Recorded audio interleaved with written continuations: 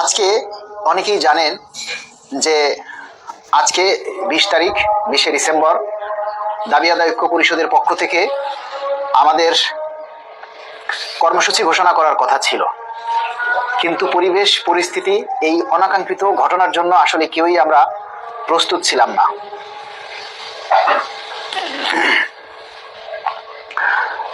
কখনোই কিন্তু আমাদের এই অনাকাঙ্ক্ষিত যে সমস্যাগুলি আসে এগুলির জন্য কেউই আমরা প্রস্তুত থাকি না। আজকে দাবি আদায় ঐক্য পরিষদের যে সংবাদ সম্মেলন অনুষ্ঠিত হয়েছে সেখানে কর্মসূচির যে ঘোষণা সেটাকে বাদ দিয়ে আমরা হাদি ভাইয়ের উদ্দেশ্যে দোয়া মাহফিলের যে আয়োজন করেছি, সেখানে লুৎফর ভাই বলেছিলেন যে আমরা কর্মচারীরা আসলে আমাদের ভাগ্য খারাপ, আমাদের দুর্ভাগ্য। যখনই আমরা আমাদের এই দাবি বাস্তবায়ন করতে যাই, যখনই আমাদের এই অধিকারের কথাগুলি, আমাদের পে স্কেলের কথাগুলি আমরা গুছিয়ে আনি, তখনই একটা অনাকাঙ্ক্ষিত ঘটনা ঘটে।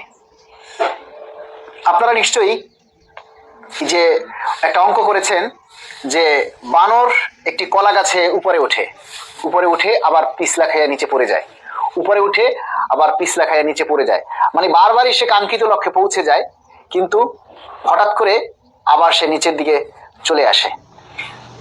তো আপনারা আজকে এই যে আমাদের পে স্কেল নিয়ে আজকে যে কর্মসূচি ঘোষণা করার কথা ছিল, আজকে পুরো জাতি স্তম্ভিত, নিস্তব্ধ।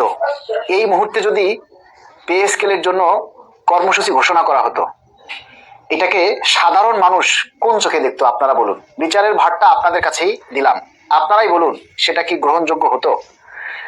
আজকে যদি আমরা কর্মসূচি ঘোষণা করতাম তাহলে সেটা কি সাধারণ মানুষ সাধারণভাবে নিত? আমরা নিজেরাই নিজেদের কাছে ছোট হয়ে যেতাম, নিজেদের বিবেকের কাছে আমরা ছোট হয়ে যেতাম। আপনারা অনেকেই এখন বিরক্ত, অনেকেই এখন এই পে স্কেলের দাবির কথা, নিজেদের অধিকারের কথা আপনারা এখন আর বলতে চাচ্ছেন না। বিরক্ত হওয়াটাই স্বাভাবিক, সেটাও আমরা বুঝি যে আর কত ধৈর্য আমরা ধরবো। কিন্তু আমরা বলবো শেষ ভালো যার, সব ভালো তার।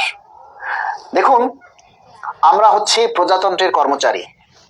আমরা আমাদের মৌলিক অধিকার, আমাদের যে অন্ন, বস্ত্র, শিক্ষা, চিকিৎসা, বাসস্থান, এই যে আমাদের 5টা মৌলিক অধিকার, এই মৌলিক অধিকারের কথা বলা আমাদের রাইট, আমাদের সাংবিধানিক অধিকার।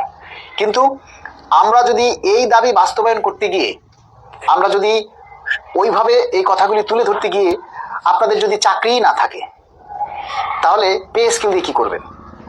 আপনার যদি চাকরি থাকে তাহলে পে স্কেল আজ নয়তো 1 বছর পর, নয়তো 6 মাস পর হবেই, তখন হলেও 6 মাস পরে হলেও পে স্কেলটা আপনি পাবেন। আর যদি আপনার চাকরিই না থাকে তখন পে স্কেল দিয়ে কি করবেন বলেন? আমরা তো এই যে ধৈর্য সহকারে আমাদের কাজগুলি করতে হবে। প্রজাতন্ত্রের কর্মচারী হলে প্রজাতন্ত্রের সকল নিয়ম কানুন ঠিক রেখে আপনাকে তারপরে পদক্ষেপ নিতে হবে। আজকে একটা জিনিস দেখেন, আপনাদের দাবির কথা বলতে গিয়ে আমি যে সাময়িক সাসপেন্ড হয়েছিলাম, আজকে ওইটা যদি সঠিক হতো, ওই দাবিটা যে ভুয়া চিঠি যেটা আমার নামে করা হয়েছে সেটা যদি সঠিক হতো, ঠিক চিঠি হতো, তাহলে আমার অবস্থানটা কি হতো বলেন? আমার জন্য কয়দিন আপনারা লড়তেন, কয়দিন আপনারা প্রতিবাদ করতেন? আমার চাকরি কি এখন থাকতো? চাকরি যদি আমার না থাকে তাহলে আমার পে স্কেল দিয়ে কি হবে? আমার অফিসের একজনে বলল যে ভাই, আপনি যে এই যে সম্মুখ সারিতে গিয়ে সকল কর্মচারীদের জন্য আন্দোলন করছেন, কথা বলছেন, হঠাৎ করে দেখেন আপনার যদি একটা বিপদ হয়, পে স্কেল হয়ে গেল কিন্তু আপনার চাকরি নাই, তখন কি লাভ হবে বলেন?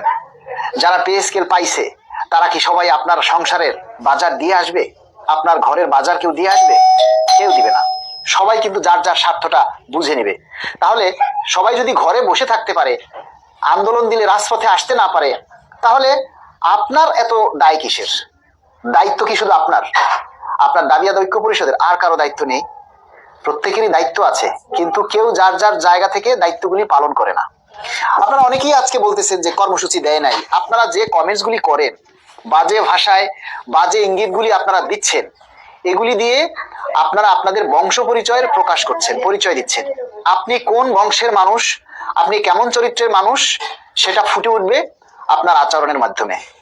আপনার আচরণে প্রকাশ পাবে আপনার ব্যবহার, আপনার কোয়ালিফিকেশন, আপনার সবকিছু। আরে ভাই, পে স্কেল তো হবেই, আজ নয়তো কাল। এখন যদি আমরা অধৈর্য হয়ে যাই, ধৈর্য হারা হয়ে যাই, তাহলে কি কিছু করার আছে বলেন?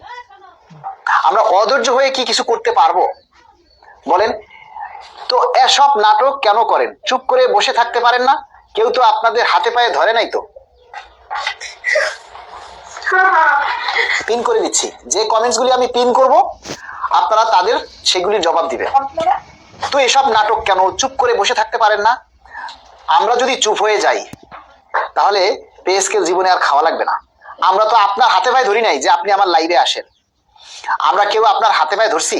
এই যে এমডি আমিনুর রহমান টিয়া পাখির ছবি দিছে, নিজের পরিচয় নাই, নিজে হয়তো ফুটপাতে থাকে, নিজের বংশ পরিচয় নেই, নিজের ফেসবুক আইডিতে সরকারি রুলস অনুযায়ী, ফেসবুকের রুলস অনুযায়ী যদি আপনি একটা ফেসবুক আইডি খোলেন সেখানে আপনার প্রপার আইডেন্টি থাকতে হবে, নিজের ছবি থাকতে হবে। আপনি হাতি, গোড়া, গরু, ছাগল, উল্লুক, ভাল্লুক এসবের ছবি দিলে, কুত্তা এসবের ছবি আপনি প্রোফাইল পিকচারে দিবেন না, তাহলে আপনার পরিচয় থাকবে না ফেসবুকে। আপনি আপনার ব্যবহার দিয়ে আপনার পরিচয় দিচ্ছেন। কেউ তো আপনার হাতে পায়ে ধরে নাই, ধরে নেতা বানায় নাই। আমি তো বলি নাই যে আমি নেতা। আমরা এখনো বলি ভাই আমরা ভিউ ব্যবসায়ী। আমি ভাই ভিউ ব্যবসায়ী। যারা পে স্কেলের জন্য আন্দোলন করছে তারা সবাই ভিউ ব্যবসায়ী। আজকে গরম গরম খবর নাই তো, এজন্য আজকে আর লাইভটা কেউ শেয়ার করতেছেন না। দেখেন আপনারা কতটা অকৃতজ্ঞ, যে মানুষের জন্য আমরা এত কিছু করে যাচ্ছি। আমরা এখন যদি থেমে যাই আমাদের কিচ্ছু যাবে আসবে না। আপনি ঘরে বসে শীতের মধ্যে কাতামুড়া দিয়ে যদি পে স্কেল পান, তাহলে আমরা ঘরে বসে চুপ করে থাকলেও কিন্তু আমরা পে স্কেল পাবো। ঠিক আছে, আমাদের রাজপথে গিয়ে আন্দোলন করতে হবে না। আপনারা অনেকেই বলেন যে 5 ডিসেম্বর আপনাদের সাথে আপনারা এত লক্ষ লক্ষ মানুষ উপস্থিত করলেন, কিন্তু ওই দিন আপনারা কর্মসূচি ঘোষণা করলেন না। আরে ভাই, ওই দিন আপনারা ওই যমুনায় গেলেন না, আপনারা লং মার্চ করলেন না, আপনারা শাহবাগ গিয়ে দখল করলেন না। আমাদের তো এরকম কোনো কথা ছিল না যে আমরা 5 ডিসেম্বর মহাসমাবেশ থেকে আমরা নদীতে সাঁতার দিব, আমরা ওই দিন উড়াল দিব, আমরা শাহবাগ দখল করব, আমরা যমুনায় যাব বিরিয়ানি খাইতে। এই কথা তো আমরা বলিনি। কেউ বলছে? আমরা 5ই ডিসেম্বর মহাসমাবেশ করেছি। আগে মহাসমাবেশ কাকে বলে সেটা বোঝেন। মহাসমাবেশ যেটা হচ্ছে মহাদেশ থেকে, সকল দেশ থেকে মহাজনরা এসে, আপনারা হয়েছেন মহাজন, সবাই এসে এক জায়গায় জড়ো হবে, লোকে লোকারণ্য হবে, সরকারের কাছে দাবির কথাগুলি তুলে ধরবে। ওখান থেকে কিন্তু কোনো ব্যানারে, কোনো কিছুতে, কোনো কেউ কিন্তু বলেনি যে না আমরা লং মার্চ করব। এখন আপনারা যদি ভুল বোঝেন সেটার দায়িত্ব আমাদের না। আমাদের যেমন আমরা 17ই অক্টোবর একটা প্রোগ্রাম করেছি, সেখানে বলা ছিল আলোচনা সভা ও যমুনা অভিমুখে পদযাত্রা। সেখানে কিন্তু আমরা আলোচনাও করেছি, যমুনা অভিমুখে পদযাত্রাও করেছি। কিন্তু 5ই ডিসেম্বর মহাসমাবেশ ছিল, ওই দিন কোনো পদযাত্রা ছিল না, লং মার্চ ছিল না। সুতরাং আমাদের ওই দিন যে ঘোষণা, আলটিমেটাম, সে আলটিমেটাম ছিল 15ই ডিসেম্বর পর্যন্ত আমাদের আলটিমেটাম দেওয়া ছিল। তাহলে 15ই ডিসেম্বর পর্যন্ত যখন একটা আলটিমেটাম দেওয়া থাকে, সেখানে আর নতুন করে কর্মসূচি ঘোষণা করা যায় না। একটা রাষ্ট্রের নিয়ম কানুন জিনিসগুলি আপনাদেরকে বুঝতে হবে, মানতে হবে, জানতে হবে। 15 ডিসেম্বর যখন পার হয়ে গেছে, এখন আপনারা বলতে পারেন যে 15 ডিসেম্বর পার হয়ে গেছে, সরকার আমাদের দাবি দেওয়ার কথা আমলে নেয়নি। ঠিক আছে, এখন আপনারা কর্মসূচি ঘোষণা করেন নাই কেন? তাহলে কর্মসূচি ঘোষণার জন্য আমরা যখন 20 তারিখে তারিখটা নির্ধারণ করেছি, সেই 20 তারিখে আবার কি একটা অনাকাঙ্ক্ষিত ঘটনা ঘটেছে সেটা তো আপনারাই জানেন। তাহলে এই ঘটনার মধ্যে কি কর্মসূচি ঘোষণা করা যায়? তাহলে মানুষ কি মানুষ বলতো আমাদেরকে? তাহলে এখন আমরা কি করতেছি? আমরা আবার আগামী ডেট দেওয়া হয়েছে 26 ডিসেম্বর। 26 ডিসেম্বর পুনরায় আমরা আবার কর্মসূচি ঘোষণা করা হবে। তবে রাজপথে আন্দোলন করাই কিন্তু আমাদের মুখ্য উদ্দেশ্য নয়। রাজপথে নেমে রাজপথ দখল করাই আমাদের আসল কাজ নয়। আমাদের মূল লক্ষ্য হচ্ছে আমাদের দাবি বাস্তবায়ন করা। আমাদের একটা পে স্কেল জরুরি, পে স্কেলটা বাস্তবায়ন করা হচ্ছে আমাদের মূল লক্ষ্য। পে স্কেলটা হয়ে গেলেই আমাদের সকল কার্যক্রম স্থগিত হয়ে যাবে, আমাদের আর কোনো দাবি দেওয়া থাকবে না।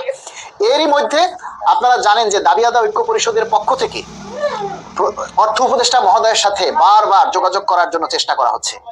অর্থ উপদেষ্টা মহোদয়ের সাথে সাক্ষাৎ করে সমঝোতার মাধ্যমে আলোচনার জন্য চেষ্টা করা হচ্ছে, কিন্তু কোনোভাবেই সেটা আমরা পেরে উঠছি না। এখন আমাদেরকে আমরা 26শে ডিসেম্বর পর্যন্ত আবার সময় নিয়েছি, যে আগামী 26শে ডিসেম্বর মানে আগামী শনিবার, আগামী শনিবারে আমাদের এই কর্মসূচি ঘোষণা করা হবে।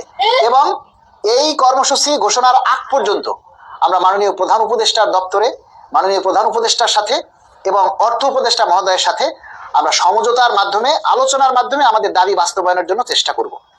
সেই চেষ্টার মাধ্যমে, সমঝোতার মাধ্যমে, আলোচনার মাধ্যমে যদি আমাদের দাবি বাস্তবায়ন হয়, তাহলে তো আমাদের কর্মসূচি ঘোষণা করাটা মূল বিষয় নয়। কর্মসূচি ঘোষণাটা কখন আসবে? যখন আমাদের দাবিগুলি বাস্তবায়ন না হবে, সরকার মেনে না নিবে। আমরা আশাবাদী আগামী সপ্তাহে, মানে আগামী সপ্তাহ আগামীকাল থেকে শুরু, আমরা আশাবাদী এই রানিং সপ্তাহেই আমাদের নবম পে স্কেলের যে চূড়ান্ত রিপোর্ট সেটা কিন্তু জমা হবে, আমরা আশাবাদী এবং আমরা বিশ্বাস করি। আরেকটা কথা হচ্ছে, আপনারা হয়তো অনেকেই ভুলে গেছেন যে পে কমিশন কিন্তু তিনটা পে কমিশন। একটা হচ্ছে আমাদের যে পে কমিশন, আরেকটা হচ্ছে জুডিশিয়াল পে কমিশন, আর একটা হচ্ছে সশস্ত্র বাহিনীর পে কমিশন। এই জুডিশিয়াল এবং সশস্ত্র বাহিনীর যে পে কমিশন, তাদের রিপোর্টও কিন্তু জমা হতে হবে। এবং তাদের রিপোর্ট যদি জমা না হয়, শুধু আমাদের রিপোর্ট জমা হলো, তাদের রিপোর্ট জমা হয় নাই, তাহলে কিন্তু হবে না। তিনটা রিপোর্টই কিন্তু জমা হতে হবে। এবং আপনারা, আরেকটা কথা আপনাদেরকে স্পষ্ট করে বলছি, সেটা হচ্ছে, তার আগে আমি আপনাদেরকে বলবো, আপনারা এই মুহূর্তে যে 450 মানুষ লাইভে আছেন, কয়জনে শেয়ার করছেন একটু বলেন? কয়জনে শেয়ার করছেন এই পর্যন্ত? আমি একটু সেটা শুনতে চাই, বলেন।